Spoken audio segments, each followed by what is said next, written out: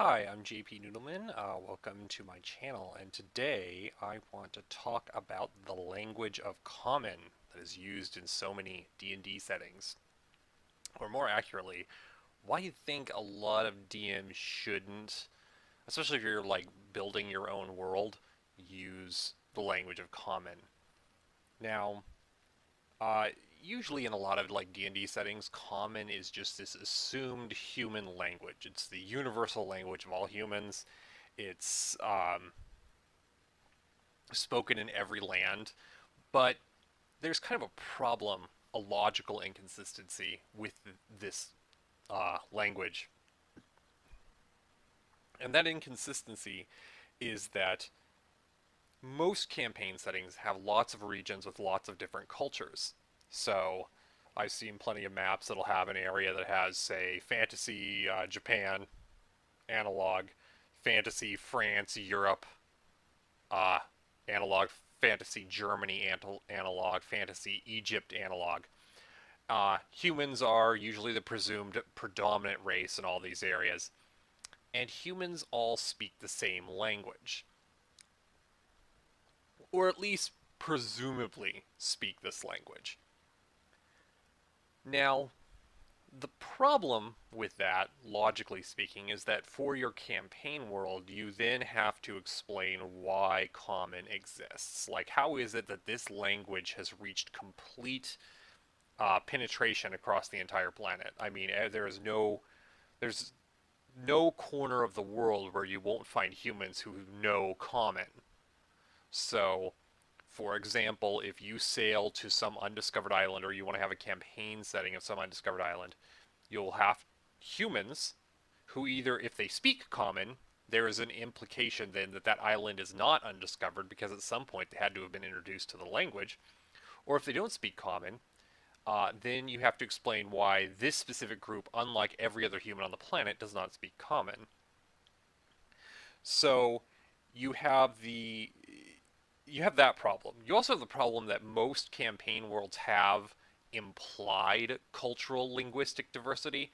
So, as I mentioned earlier, you have fantasy Egypt, fantasy Arabia, fantasy Persia, fantasy India, fantasy China, fantasy Europe. These regions all have names and nomenclature that implies another language. So, say you're in a region that's meant to be very Irish. Uh, most NPCs will have Gaelic names. Uh, Titles will be in Gaelic. A lot of the gods will have Gaelic names.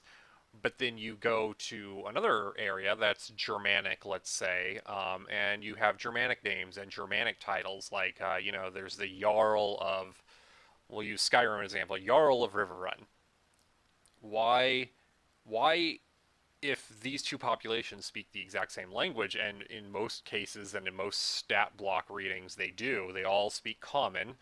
Theoretically, it's their only language.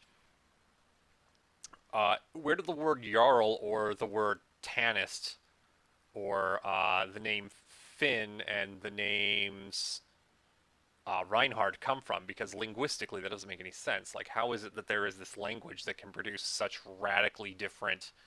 It's just nonsense. It's bizarre. So you have that issue. Now you could explain it as a koine, but a koine or a lingua franca has to be explained. So you have common as a lingua franca or a koine. Some empire or force had to have been around that spread this language to the entire planet. And it would have had to have been somewhat recently because this language still is completely intelligible no matter where you go. So, unless you intended to have that in your world, you still have a problem. Now, you could say if you're a high fantasy world, you have that language is enforced by, say, wizards. You have teleportation spells and you have much easier transport and transportation, and it's very easy to get around, so the language stays intact all over the planet.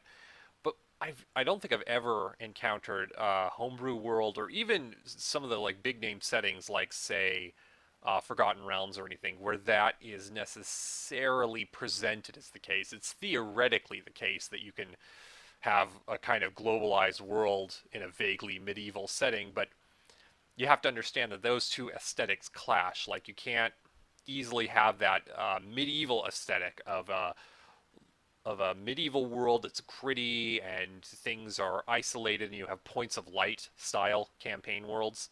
So, there's civilization surrounded by darkness and barbarity and all this other stuff, but still have this implied globalization and world language situation. So the those themes clash. Now, if your world is supposed to be this sort of globalized world where everybody's talking to each other and everything's interconnected that extensively, then a world language like Common makes a degree of sense. But if your world is not that, then I would say Common doesn't belong in your campaign world. So what can you do? Well, I make languages pretty much work the way they do in the real world. So you have different groups of people have different languages. Sometimes the languages are related. It helps that my world is humans only. I do low fantasy, more like a Song of Ice and Fire type worlds, or Conan the Barbarian. And I've been consistently using the same setting world for quite some time, so it's kind of easy on me. So like this is a region that I've just made, and while, okay, some of the names are in English because obviously I intend this map to be, read by English speakers, not the speakers of some fantasy language I've made up or a conlang that I'm borrowing or made up. But some of the names are in a clearly not English language, and some of the names don't match other names. So you have, excuse me, you have things like the Arm of Tarmos, the Veltalar Mountains, the Simbark Mountains. These all imply that there was some culture with which these words had some kind of meaning. But then you have things like Kier Tempest, Kier Iska, Kier Brient, Kier Med, Kier Adagan. You have what are clearly vaguely Welsh, Brythonic, Celtic names for cities. And that tells you something about this specific region, namely that at some point there was a culture here whose names are still attached to certain geographic landmarks. Curiously enough, a lot of mountain ranges. And then you have all of the settlements pretty much have names that are British Celtic. So that means, for example, it gives a sense that at one point these cultures were driven to the mountains, and this is sort of where you might still find them, who gave these areas their names, or these are place names given to that survived the ages. In this specific setting, they are. There is no culture that speaks the languages that produced these specific names. They were gone, but their place names still in some areas stick around. And the new names for things, especially like rivers, forests, and the major settlements, are all indications of the culture that is currently in this area, which is kind of meant to be a sort of Brittonic, Welsh, Celtic style society. So you have that. Now you might be thinking, well, I don't know, do I want to put up with the hassle of having so many different languages in a setting? Because, learning a language in character can be kind of difficult on players. What if a player wants to go somewhere, like travel off the map here where there's probably a different language spoken, and I don't want to put them through the difficulty of, they go to a tavern, they ask for mead, and they can't get it because the person has no goddamn clue what they're saying. And that's kind of an understandable point, but if you're running a points of light style world, or you're running a campaign that isn't intended to have globe-trotting players, that's not really much of a concern. Like, outside of a high fantasy, you know, continent hopping, going everywhere all over the planet to do things type setting, which very few settings usually are like. Well, I shouldn't say very few, but I've personally never been in a campaign where we traveled that much distance to accomplish our goals. But let's say you are intending to have your players in a single kingdom for the most part. Um, by having the linguistic barrier between them and other areas, so say my players, they'll start here at Kier Iska, and they speak Cumbric, the language of this peninsula here. They're not likely to go wandering past the areas I've really mapped because they're not likely to encounter people who will understand a word they say. So, especially if you're going to have like a sandbox start, you don't have a campaign arc that's globetrotty, or you don't have what am I trying to say? You don't have the players traveling all over, and you kind of want to keep them in this area or whatever area. If there's a language barrier, the players are largely going to cooperate with that language and stay where they're going to be able to easily talk to people to get quests, to interact with other characters, to deal with situations. So, in a way, it kind of helps create like a soft barrier playpen for the players to stay around in. So, if I don't want my players wandering too far or saying, you know what, we don't like this area, we're just going to hop on a ship and go sailing somewhere. Well, I mean, if they don't know the language of the place they're going to go sailing to, where are they going to sail to? So you have that sort of design perspective um, idea, and there is sort of this you don't want to spend the time argument, but in a way, I think this having different languages for different areas and different groups saves you time as a DM because if you have a common tongue, you kind of have to be prepared for the characters to want to wander off script. Oh, I shouldn't say script. Wander out of the sandbox that you've built for them. So say the players decide, we just don't like dealing with this. We're gonna go really far away and do this or that. We're gonna just really throw you for a loop. Um, they're prevented by the language barrier from doing that, but it also means that you don't necessarily have to spend a whole lot of time charting out those other areas in preparation for them possibly going over there. So you chart out areas as you think they're going to be relevant. So say the players start wanting to travel outside of the little playpen you've made for them, and they spend a session in game, whatever amount of game time you want to have them spend. So maybe their characters have to spend, 3d20 plus 20 days learning another language to go to an area they're gonna talk to. You have that take pretty much the whole session for them to actually achieve that. While they go adventuring, they're studying the new language. They're reading a scrolls or a book to help them learn how to speak this new language. And then you have the session end, and then by next session, you've charted out the new area, and that buys you some time versus them going, well, what's the problem? Why can't I get there? Especially if it's an area that's like, if my characters are like, well, I want to cross from Medius, across the river and just go, south there. That's not going to take too long. I mean, isn't this isn't months of travel to get, over there. What would stop them if other than the language barrier, the fact that they're like, oh yeah, we don't actually know what any of these people are saying. Now, players might go, well, we could buy or hire an interpreter or a translator. Of course, there's the danger there is especially if you're going to have spies or rogues or people trying to kill them, they might get misinformation from that interpreter. That's always a plot you could have. The other advantage of multiple languages in your campaign setting is the plots where they can't necessarily understand the people they're interacting with and they have to struggle with those diplomacy. So if you want to have like a really difficult diplomacy situation, language barrier does that. Um, and of course, there's understanding ancient texts. So in this specific area, say my players discover a rune in the arm of Tarmos somewhere. They're exploring a cave and they find these tablets with writing on it. Obviously, they don't know how to speak or read or understand that language, and say it's going to be different, important for the quest or campaign arc, or it's just important for them to get rich or learn some magical ritual or learn some important historical lore or something.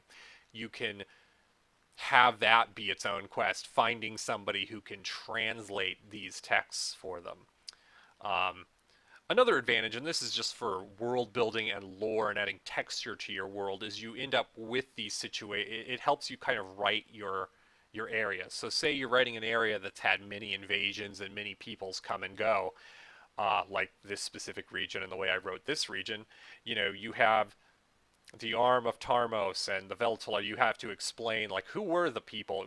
Maybe you don't have to explain them too much, but you have to explain like who were the people who lived here, what happened to them, why are they not here anymore, and then explain where the new people come from and their new language. Because if they all speak common, they kind of become flatter as a population. Whereas if there's like this real strong language difference, it sort of helps add more texture to the cultural difference between your different groups in your campaign setting.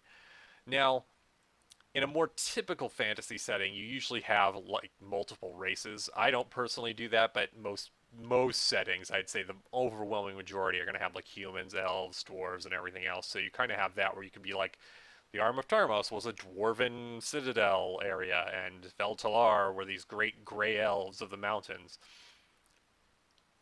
But then by having like one language per race, you kind of have to have each race be monocultural. So if your humans are all Welsh, then your elves are all German, and your dwarves are all, I don't know, Scottish, Gaelic, or Japanese, or whatever you want to do. And that itself kind of gets kind of stale, you know? Uh, Having an entire race, no matter where they happen to be on the planet, all have the same culture. So, all humans are basically a generic medieval European from Western Europe is kind of eh.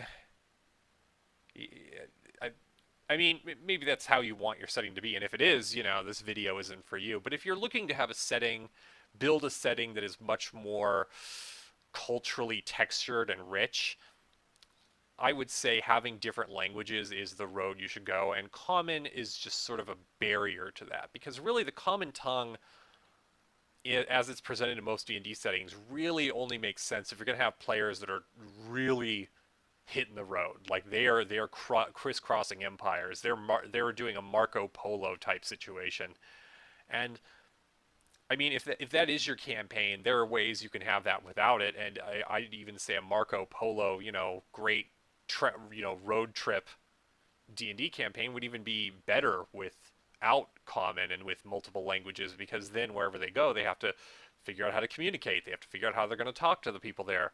Um, I think that adds a lot of depth to your setting. Now, if you don't want that kind of depth, that's fine, and I'm not here to tell you how to run your campaign, but I think that the common tongue has a lot of logical inconsistencies that don't really match most people's homebrew campaign settings they make.